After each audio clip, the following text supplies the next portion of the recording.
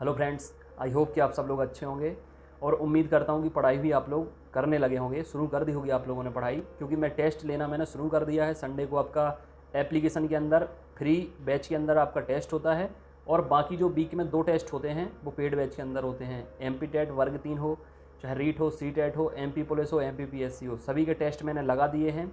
जो कोई paid batch में जुड़ा है उनके पास किस डेट को कौन सा टेस्ट है नोटिफिकेशन आ जाएगा, आप लोग चेक कर सकते हैं।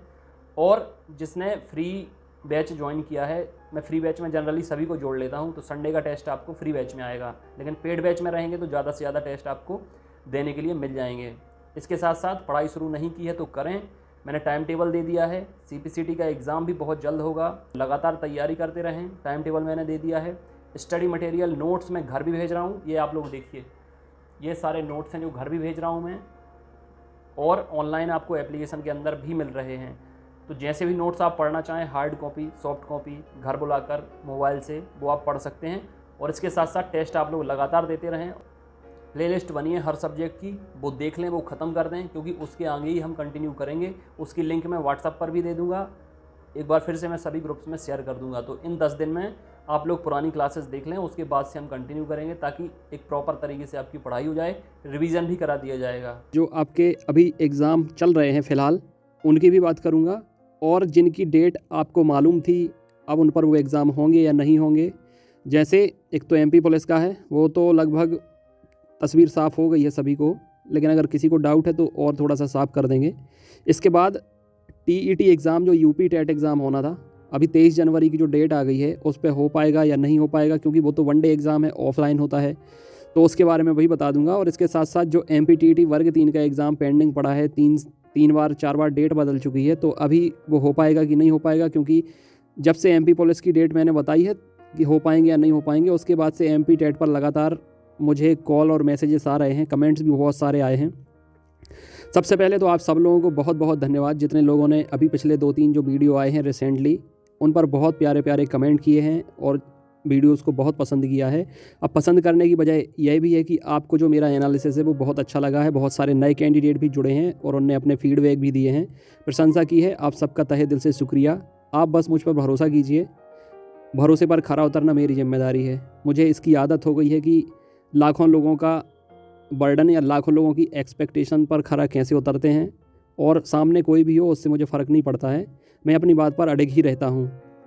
तो अभी जो सीटेट के आपके एग्ज़ाम चल रहे हैं, इसके लिए भी मैंने बोला था कि आपके एग्ज़ाम हो पाना बहुत मुश्किल है, 50-50 है। तो देखिए हुआ क्या था कि 16 तारीख को पहली शिफ्ट का एग्ज़ाम तो हो गया था, लेकिन दूसरी शिफ्ट का नहीं हुआ था। पर सीधे 17, 18, 19 3 दिन के एग्ज़ाम भी आगे बढ़ा दिए गए, स्थगित कर दिए गए थे तुरंत। ये तो अभी ये एग्ज़ाम, जितने भी एग्ज़ाम अभी कैंसिल हुए हैं, उनकी संभावना ये है कि अभी जो फ़िलहाल सामने डेट आ गई है, एडमिट कार्ड आ गए हैं, बीच में तो नहीं कराएंगे, लेकिन एग्ज़ाम ख़त्म होंगे उसके बाद जो एग्ज़ाम कैंसिल हो रहे हैं वो लास्ट में कराएंगे। लेकिन सबसे बड़ा प्रश्न चिन्ह ये है कि अगर मैंने बोला था कि सीटेट होने के चांस 50-50 हैं, तो पहली चीज़ तो ये है कि अब आपको तो सीटेट होने के चांस 50-50 हैं, मैंने बोला था। लेकिन तब मैंने बोला था, अब हो सकता है कि आप लोग भी बोलने लगे हों कि हाँ चांस 50-50 हैं।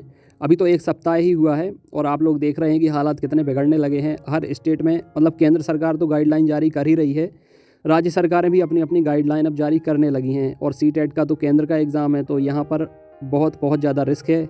हर दिन एग्ज़ाम चल रहे हैं, 2-2 शिफ्ट में एग्ज़ाम चल रहे हैं। मैंने ये बोला था कि अगर एग्ज़ाम होते हैं तो इन्हें बीच में भी रोका जा सकता है, तो इसका कुछ अब ठिकाना नहीं है। ये मानिए कि राम भरोसे कहानी चल रही है, बहुत बड़ा रिस्क ले रही है गवर्नमेंट। मैंने पहले भी बोला था, लेकिन अब कराना है तो कराने के लिए अब क्या कहा जा सकता है। चलिए, सीटेट की बात तो हो ही गई है। अब आपको एक चीज़ और बता दूं, देखो मेरा काम ये बहुत सारे लोगों के मुंह से मैं सुन लेता हूं, खासकर जो अगेंस्ट में होते हैं या जिन्हें पसंद नहीं आता वीडियो या एनालिसिस, उनके मुंह से सुनता हूं कि आप निगेटिव करते हैं, डिमोटिवेट करते हैं। तो यार एक बात बताओ, देखो कोविड-19 फैल रहा है, कोविड-19 मतलब 2019 से फैल रहा है, हालांकि भारत में तो 2020 में ही आया है। अब 2020 में एक लहर आ गई है, 2021 में दूसरी लहर आ गई है, लाखों लोग मर रहे हैं। अब कोई क्या तीसरी लहर का एनालिसिस अगर करके कोई बता देता है कि इतने केस आएंगे, इतने लोगों के मरने की संभावना है, तो आप उनसे क्या कहेंगे कि आप नेगेटिव कर रहे हैं लोगों को, डिमोटिवेट कर रहे हैं लोगों को। यार वो संस्था है, उनका काम है एनालिसिस करना, चीज़ों को परखना, आप लोगों को सचेत करना, अलर्ट करना, ठीक है ना। तो उनका हर सबका अलग अलग काम होता है। अगर चैनल का नाम मैंने रखा है एग्ज़ाम एनालिसिस एक्सपर्ट। तो मेरा काम शुरू, अगर चैनल का नाम रखा गया है एग्ज़ाम एनालिसिस एक्सपर्ट, तो हमारा काम शुरू हो जाता है कब से, कि बच्चे पूछते हैं कि सर इस एग्ज़ाम की वैकेंसी कब तक आएंगी। जैसे अभी पूछ रहे हैं सर पटवारी की, MPSI की, महिला पर्यवेक्षक की वैकेंसी कब तक आएंगी। तो यहाँ से मेरा काम शुरू हो जाता है एनालिसिस करने का, कि आपको जो एक्सपेक्टेड फॉर्म डेट है वो हम बताएं। यहाँ से काम शुरू होता है, फिर काम लंबा चलता है। नोटिफिकेशन आता है, उसका एनालिसिस करना पड़ता है, उसके बाद प्रिपरेशन करानी पड़ती है, उसके बाद एग्ज़ाम के लिए एक्सपेक्टेड डेट बतानी पड़ती है। हालांकि नोटिफिकेशन में लिखी रहती है, लेकिन बीच में अगर ऐसी असुविधाएं आती हैं तो उसकी भी डेट बतानी पड़ती है।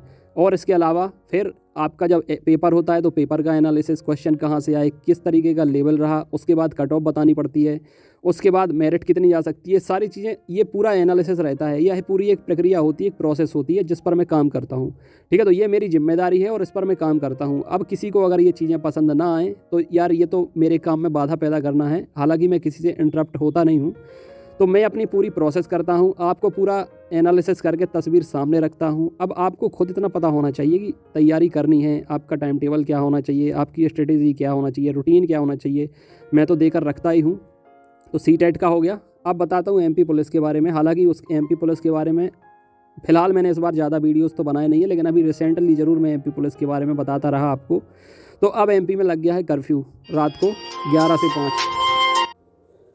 अब MP में लग गया है लॉकडाउन का नाइट कर्फ्यू। ठीक है, तो नाइट कर्फ्यू रहेगा 11 बजे रात से सुबह 5 बजे तक। इसकी गाइडलाइन भी जारी कर दी गई हैं, आप सबको पता होगा। अब सबसे बड़ी बात ये है कि जैसे लाखों फॉर्म भरे हैं, किसी भी एग्ज़ाम की बात करें, MP पुलिस की बात करें, लगभग 13 लाख फॉर्म भरे हैं। तो इनमें से क्या आपको क्या लगता है कि 2-2 डोज कितने लोगों को लग गए होंगे? इनमें से ज़्यादा संख्या रहेगी ऐसे कैंडिडेट की जो गाँव से बिलोंग करते हैं। और गाँव में क्या मानसिकता रही है गाँव के लोगों की, ये आपको पता होगा। तो आप लोग मुझे कमेंट करके बताएं कि क्या लगता है आपको कि इतने सारे कैंडिडेट में कितने लोगों ने दोनों डोज लगवाए होंगे। अब इसके साथ साथ हर जगह पर ये गाइडलाइन शुरू हो गई है, और कई जगह मैंने ये भी पढ़ा है कि 50% क्षमता रखी गई है, चाहे कोचिंग संस्थान हो, चाहे थिएटर हो, मॉल हो या नहीं। मैंने अभी एक जगह पढ़ी है, आज के पेपर में ही आया है कि 50% क्षमता रखी गई है। लेकिन इसके साथ साथ अगर नहीं रखी गई है तो जल्द ही आपको ये भी गाइडलाइन देखने को मिल जाएगी। ये देखिए, केस बहुत बढ़ रहे हैं, 3 या 3.5 गुना तेज़ी से ये फैलता है ओमिक्रॉन वायरस। अच्छा, इसके साथ साथ एक चीज़ और बता दूं कि भोपाल और इंदौर में पहली लहर और दूसरी लहर में काफ़ी स्टूडेंट फंस गए थे। निकलना मुश्किल होता है, और अगर निकलना पड़ता है तो ऐसे निकलना पड़ता है कि चोरों की तरह भागना पड़ता है, छिप छिप कर व्यवस्था करके, और बहुत खर्चा आ जाता है। पता चला पर्सनल वाहन से जा रहे हैं तो कोई 5,000 ले रहा है, कोई 10,000, कोई 15,000, कोई 20,000। इसलिए मैं डरा नहीं रहा हूँ, क्योंकि पूरे दुनिया में क्या मतलब मचता है फिर लास्ट मोमेंट पे सबको पता है। इसलिए अलर्ट कर रहा हूँ मैं आपको। ठीक है, अपनी व्यवस्था देख कर चलें, ऐसी फिर से नौबत ना आ जाए, क्योंकि एक बार गलती होती है धोखे से होती है। अगर बार बार वैसी ही गलती, वैसी ही सिचुएशन में आप फंसते हैं तो बेवकूफ़ी होती है। मेरे चैनल का काम है आपको समय से आगे रखना। ठीक है, क्योंकि भीड़ फिर इकट्ठे वीडियो बनाती है एक ही टॉपिक पर जब कोई अपडेट आ जाता है, और मेरा काम भीड़ से अलग खड़े रहना है।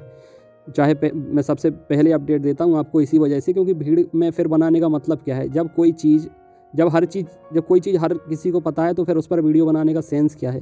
पहले बनाना पड़ता है, और बहुत समझदारी से और पूरा एनालिसिस करके बनाना पड़ता है, तभी इम्पोर्टेंट है, और तभी चैनल चलाने का या एक्सपर्ट कहलाने का कोई तात्पर्य है। अदरवाइज़ फिर तो कोई मतलब ही नहीं है। तो ये डराने के लिए, नेगेटिव करने के लिए नहीं है, सचेत करने के लिए, आपको अलर्ट करने के लिए है। ठीक है, तो आप लोग जागरूक रहें, सचेत रहें। MP पुलिस, अब आप मुझसे मत पूछिए कि होंगे कि नहीं होंगे। मैं पिछले 2-3 वीडियो में पूरा चिट्ठा खोल के तस्वीर क्लियर कर चुका हूँ HD में। ठीक है, तस्वीर मैं आपके सामने साफ़ कर चुका हूँ HD क्वालिटी में। ठीक है, अब आप खुद मुझे बताएं, मैं आपसे पूछ रहा हूँ, अब आपको क्या लगता है MP पुलिस एग्ज़ाम होंगे? ठीक है, जहाँ नाइट कर्फ्यू शुरू हो गया है 11 से 5 बजे तक, कमेंट करके बताइए आपको लगता है क्या कि MP पुलिस होंगे। ठीक है, अब इसके बाद बात करते हैं 23 जनवरी को UP TET की एग्ज़ाम डेट आ गई है। अब वो एग्ज़ाम 1 डे एग्ज़ाम है, ऑफलाइन एग्ज़ाम है। ये आप देख सकते हैं कि 23 जनवरी को UP TET परीक्षा देने जा रहे 21 लाख अभ्यर्थियों के सामने अब एक नई मुसीबत आ गई है। अब मुसीबत क्या है, मैं तो यार बड़ा हैरान होता हूँ, बड़ा अचंभे में पड़ जाता हूँ कि जो चीज़ें मुझे दिखती हैं वो बड़े बड़े संस्थानों को क्यों नहीं दिखती हैं। ठीक है ना, CTET CBSE को दिखा कि अभी कितना बड़ा खतरा आ रहा है। मैंने बोल दिया था कि बहुत मुश्किल है CTET का एग्ज़ाम कराना, लेकिन फिर भी उनने स्टूडेंट की जान को जोखिम में डाल दिया। अब ऐसा थोड़ी ना कोई एग्ज़ाम है CTET का एग्ज़ाम की उस एग्ज़ाम के बाद सीधी भर्ती चालू हो जाती हैं, भर्तियां होने लगती हैं। सीटेट का एक क्वालिफाइंग एग्ज़ाम है, तो उसका तो इतना बड़ा इंपॉर्टेंस भी नहीं था कि जितना ज़रूरी उनने बना दिया है। अब कैसे जाएंगे मध्य प्रदेश के कैंडिडेट, नाइट कर्फ्यू लग गया है, सुबह सुबह एग्ज़ाम होते हैं, रात में ट्रैवल करना पड़ता है। बल्कि मेरी लाइब्रेरी में कुछ ऐसे भी स्टूडेंट्स हैं कि जिनकी फैमिली मतलब मम्मी पापा गाँव में रहते हैं, वो शहर में रह के तैयारी कर रही है, हर ज़िले में सेंटर नहीं बना है, तो उसको मेट्रो सिटी जाना पड़ा, मतलब उसको खुद अकेले जाना पड़ा पेपर देने रात को 2 बजे। मतलब किसी की जिम्मेदारी सरकार समझती ही नहीं है कि क्या क्या चीज़ें फेस करनी पड़ती हैं, खास करके फ़ीमेल्स को। अब उनके सामने साथ या तो कोई मेंबर होना चाहिए मेल कैंडिडेट, वो अपना काम धाम छोड़कर उनके साथ पेपर कराने जाए, या फिर सेंटर भी नहीं बनाते हर जगह। कितनी समस्याएं हैं, लेकिन कितने पहलू हैं जिन पर बात की जा सकती है वो, और एनालिसिस किया जा सकता है, सरकार को भी आईना दिखाया जा सकता है, लेकिन सरकार को ये चीज़ें खुद समझनी चाहिए। अब ऐसे में कोविड-19 फिर से आ गया है। 23 जनवरी को एग्ज़ाम डेट दिख रही है। हालांकि वनडे एग्ज़ाम है, ऑफलाइन एग्ज़ाम होता है, लेकिन संभव तो नहीं है फ़िलहाल जो परिस्थितियां बन रही हैं कि एक दिन का ये एग्ज़ाम हो पाए, क्योंकि यूपी टीईटी में भी काफ़ी स्टेट के कैंडिडेट पार्टिसिपेट करते हैं। तो अभी फ़िलहाल जो डेट दिख रही है इसको मानकर आप तैयारी करें, लेकिन इस पर जो जल्द ही इस पर कुछ ना कुछ नोटिस आएगा 23 जनवरी का। लेकिन चूँकि अभी डेट दूर है, लगभग 1 महीना है, तो अभी अपडेट इतनी जल्दी भी नहीं आएगा, क्योंकि बीच में अगर हालात सुधरे तो कुछ ना कुछ अच्छा डिसीजन लिया जा सकता है। लेकिन फ़िलहाल मुझे यूपी टीईटी पर भी खतरे के जो बादल हैं ना, वो मंडराते हुए दिख रहे हैं। एमपी पुलिस तो बहुत जल्दी है, अभी बिल्कुल क्विक डिसीजन लेने का टाइम है। 10 दिन मतलब एडमिट कार्ड आने होते तो इसी वीक से आना शुरू हो जाते, लेकिन अब एमपी पुलिस के लिए तो सोचने का भी टाइम नहीं बचा। यूपी टीईटी के लिए तो सोचा भी जा सकता है। अब इसके बाद बारी आती है एमपी टीईटी की। ये देखिए यहाँ पर एमपी टीईटी के बारे में बताया गया है, लेकिन यहाँ पर भी एक्सपेक्टेड लिखा है सामने, मतलब 5 तारीख है जो वो अभी भी संभावित है। टेंटेटिव डेट है 5 मार्च 2022 से, लेकिन अभी ये कोई फिक्स डेट नहीं है। यहाँ पर जो कैंडिडेट की संख्या है वो 6,50,000 लिखी थी, लेकिन अब जो नई लिंक खोली गई है इससे लगभग 1.5 लाख फॉर्म और बढ़ सकते हैं, यानी तादाद करीब 8 लाख के पास हो सकती है।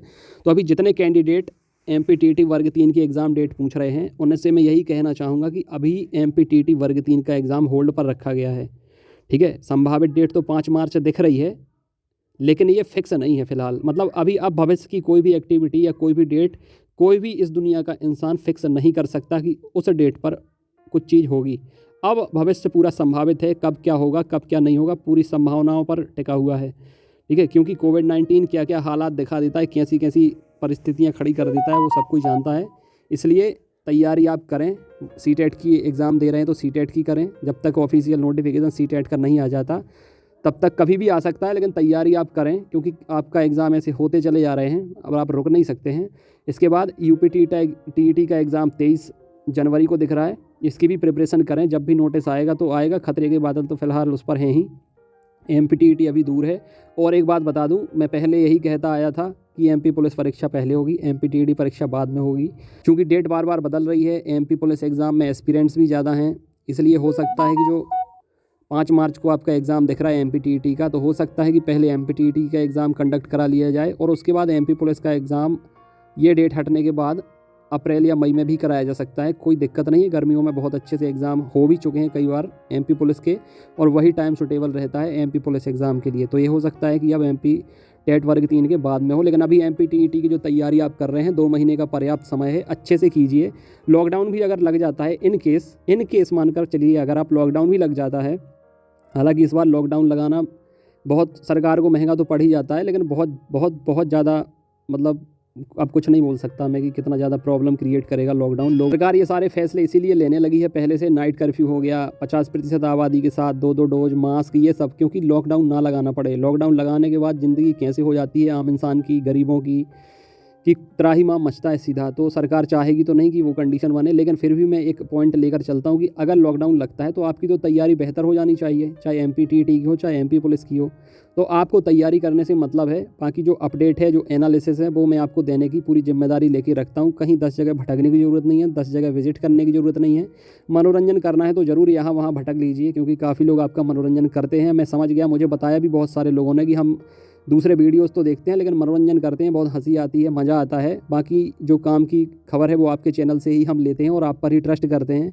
तो एक बार फिर आप सब लोगों का बहुत बहुत धन्यवाद, भरोसा बनाए रखने के लिए, ठीक है, इतना सारा प्यार देने के लिए, बेस्ट विशेस देने के लिए। और एक बार फिर से अपना साथ देने के लिए। ऐसे ही आप लोग अपना साथ देते रहें, प्यार देते रहें।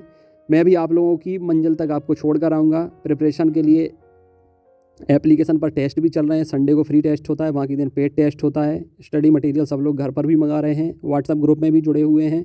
Strategy, time table, routine, content, जो भी सारी चीज़ें हैं उनका डेमो भी आपको ग्रुप में मिल जाएगा। और एप्लीकेशन के अंदर आपकी लगातार प्रिपरेशन भी चल रही है। तो आप बिल्कुल भी टाइम वेस्ट ना करें, आकर प्रिपरेशन करें और प्रॉपर आप जानकारी पाएँ। करेक्ट, रिलायबल और ऑथेंटिक न्यूज़ के लिए एग्जाम एनालिसिस एक्सपर्ट एकमात्र ऐसा मध्य प्रदेश का चैनल है जो आपको सबसे पहले जानकारी देगा और समय से पहले जानकारी देगा और सबसे आगे रखेगा। अब तो मेरे स्टूडेंट भी डंके की चोट पर दूसरे स्टूडेंट से बोल देते हैं, मेरे भी आप पर। मेरी न्यूज़ सुनकर वो खुद ही बोल देते हैं, मुझे बोलने की ज़रूरत नहीं पड़ती किसी से। वो खुद मेरी बात पर दूसरों से बोल देते हैं और आखिर में जीत मेरे स्टूडेंट की ही होती है। तो ये बहुत अच्छा लगता है देख कर, सुनकर। Again, God bless you, take care.